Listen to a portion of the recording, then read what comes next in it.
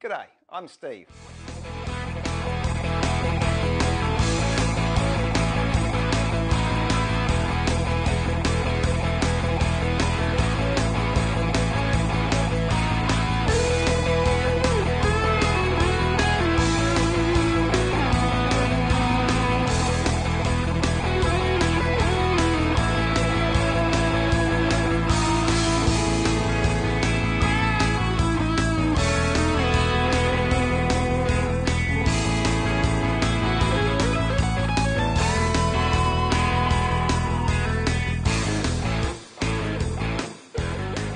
G'day, Steve here, Woodworking Masterclass.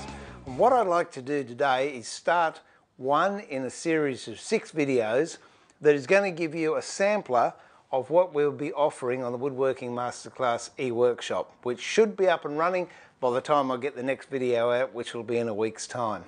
Now, in that, what we want to do is give you projects that you can do, and along the way give you insights and tips and techniques, and also encourage you to make the jigs that we come along with.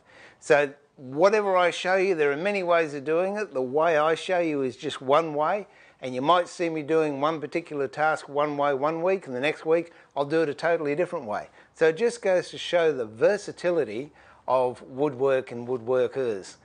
So please join me. This is number 1 in a series of 6 videos in which I want to share with you how to make a hexagonal box. Now, with this technique, you can apply it to as many sided boxes as you like. If you want to do a 5-sided, a 7-sided, an 8-sided, it really doesn't matter. And along the way, I'll give you some very handy techniques on gluing up, how to clamp different shaped objects, and also we'll be exploring marquetry and veneering, and I'll set some very simple marquetry motifs that anyone can make if they want to try. Once the workshop is up and running, we'll also have these motifs as a download that you can have to go with the project. So join with me as we start episode 1 of hexagonal box and marquetry making. First of all, what you've got to do is get some raw material. Now, I've already cut this up, but basically just get a strip of timber, however deep you want the box. Make that timber just a little bit wider, because you're going to lose a little bit when you actually cut the box top off. And there's various ways of cutting a box top off, and I'll show you at least 3, possibly 4 different ways of doing that.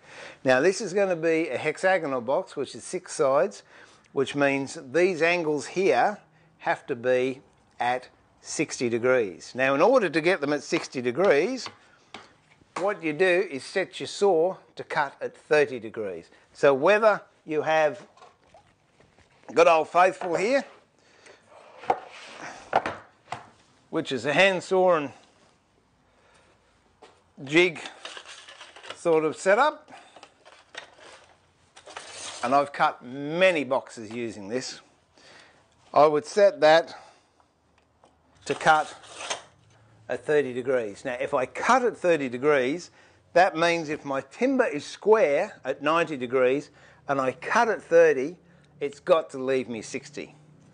All right? So whether you've got one of these, you've got a table saw, you've got a docking saw, or maybe even a bandsaw with a tilting table, it doesn't matter. But make sure you end up with 60 degrees on both ends and 6 pieces equal length. And the best way to check to see if they're equal is just hold them back to back like that, and that should be equal in length to this side here. So now we've got 6 pieces. I don't know, down the track I might put some keys in it, but at the moment we're just going to do a basic glue up. Now, to do a basic glue up, normally a miter joint, which even though this isn't a miter as in a 45-degree miter, it is still a miter joint. And they're not the strongest joints in the world, because what happens is once you put glue on here, this is the end grain and the glue will just soak back into the fibre.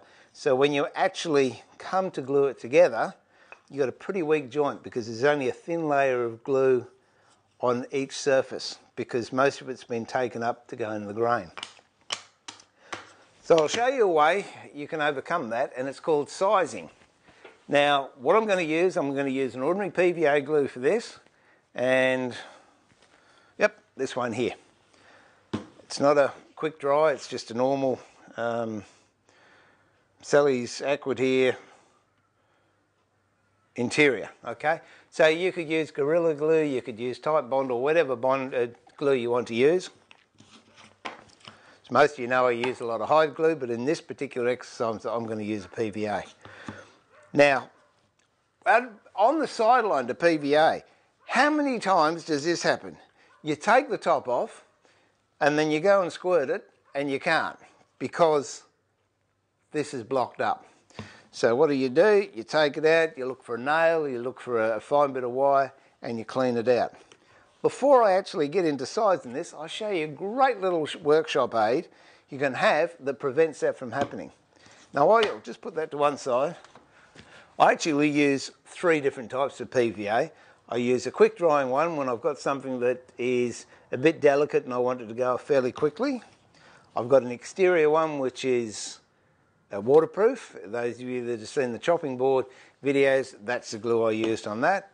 And then the ordinary interior is just a go-to glue when I'm not using hide glue.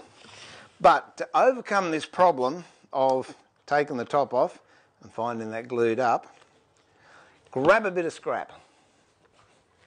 Doesn't matter what it is, doesn't matter what it looks like. As you can tell, that's a pretty manky old bit of something. And a flat bit. Now, get the diameter of the top of your lid. So no matter what glues you're using, get the diameter at the top. Up. Get a set of verniers out.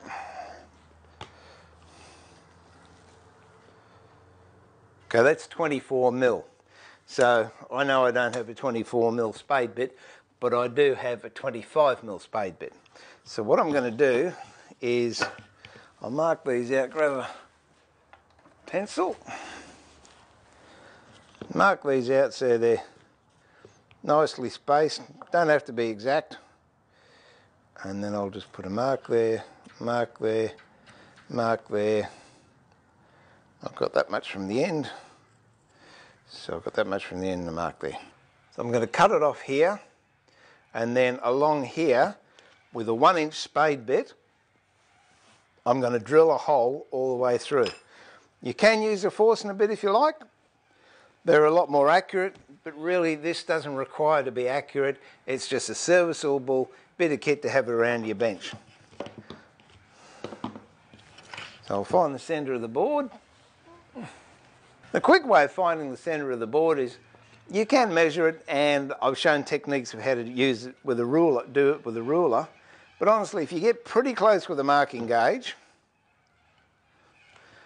then make a mark, and then turn the timber around and use the marking gauge on the other edge, make another mark.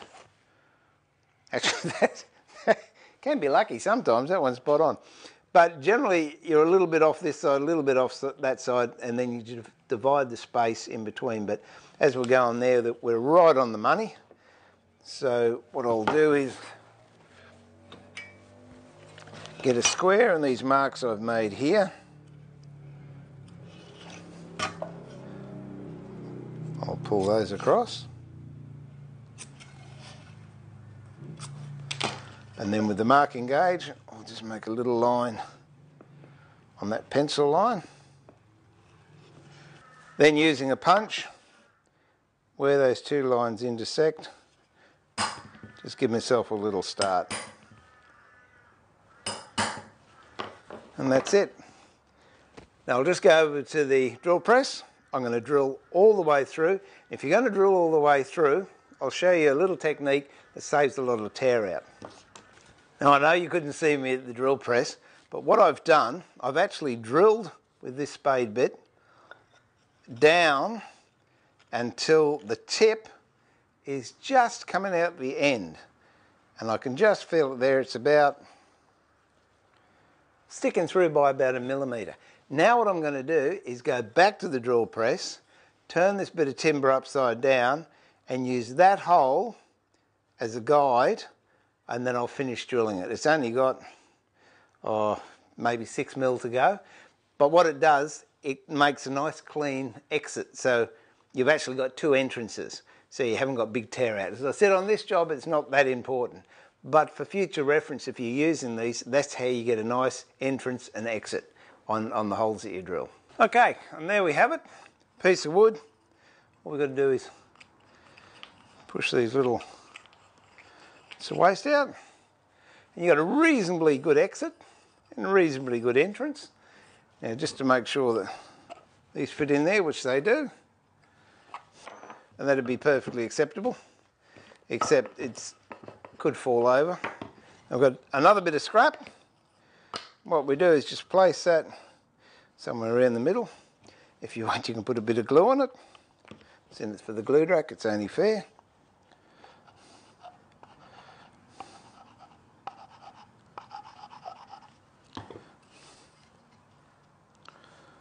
Pop that however you please.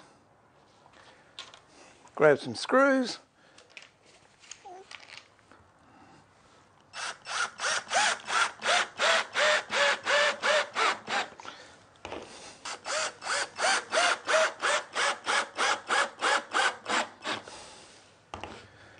And lucky last. And there you have it. Very easy to make glue storage rack. And all you have to do, if you want some glues, you just pick it up. And no more will you have dried glue in here.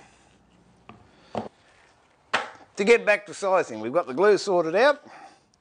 All you do to size is bring this over here, we can see I've made it. Grab the glue that you're going to use, expose all the end grain, take the top off. Hopefully we haven't got any hard glue in the neck, and we don't, which is a good thing. And then just spread it out. Now, if you find it might be, if you look under my benches, there's decades of glue. Now, your glue might be a little bit thick, whether it's old or it might be a thicker glue. So what you can do, grab the old water bottle you use on your vise, give it a little bit of a spray. Now that waters it down a bit, which allows it to come back and be sucked into the end grain a little bit easier. And it won't make any difference in the end. And go again.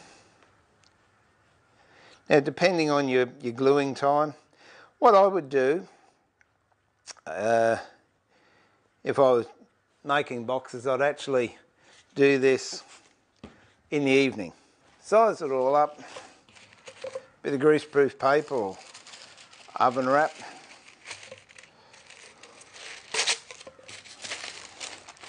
It's easy to clean up later on. And that's it. Just let it soak in overnight. And when you come back the next morning, it's going to be nice and dry. Welcome back. And the next morning, yes, it is nice and dry. Now we've just got to join the box together. We'll glue it up, join it, and then we'll let that set. So the easiest way to clamp any sided figure, whether it's 3-sided to 10-sided, I'll share with you. You've got to be reasonably quick with this because the glue can go off. Again, I'm just using the same glue that I used yesterday. Spreading it on. You'll notice too, it's a lot rougher under your fingers if you're using fingers, because we've actually got those sealed ends. Switch it over, glue the other sides. And I know I keep saying it, but I'd prefer to use too much glue and clean it off and not use enough glue and have a job fail. So there we have it. 6 pieces ready to glue up. Now I separate them in half and then turn them in. So I've got 3 pointing that way and 3 pointing that way, and place them together. And now the easiest clamp in the world you've ever seen for doing polygon boxes, the humble rubber band.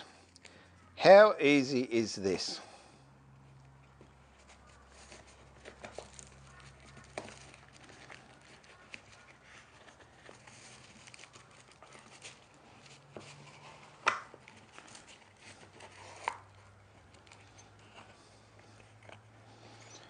Get that last one in.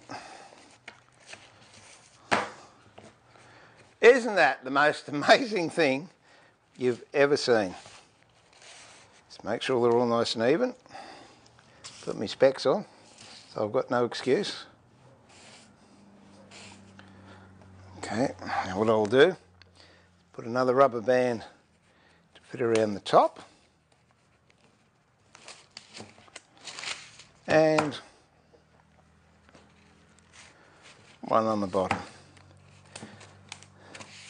Now the bands I use, the numbers are 105, they're the really small ones, which I'm not sure if they still make them, 107s, which is medium-sized ones, and 109s, which are really big ones that I use for large constructions. Okay, so just hold that in there, turn it over, make sure it all meets nicely, and then get a wet rag and clean all that excess glue out. Now you may have noticed that I didn't bother to sand flat the inside parts of the box. The reason for that is I'm actually going to line the box, so I don't need to have it dead flat. And the outside, I will sand that when I've finished it. Let's get in there, don't be worried about water. Water and wood are good friends, because you're not actually getting the water into the glue joint, because you should have a fairly snug fit with the mating surfaces. Now just clean that to make sure I get it nice and evenly. And we'll just sit and let that dry. And that's it. It should be dry by now. But the inside's all nice and clean. I haven't got extra gunk or glue there. It's just a question of taking the rubber bands off.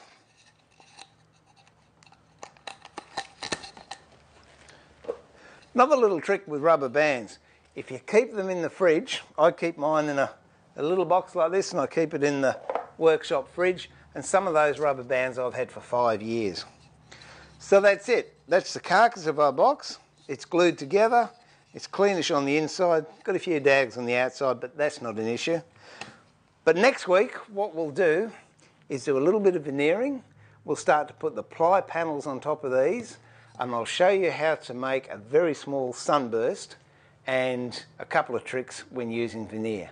So until next week, this is Steve pulling the shed door down on a new look project, and hoping you are enjoying it and will join us again shortly. So remember to keep it sharp, but more importantly, keep it safe and enjoy your woodwork. Bye for now.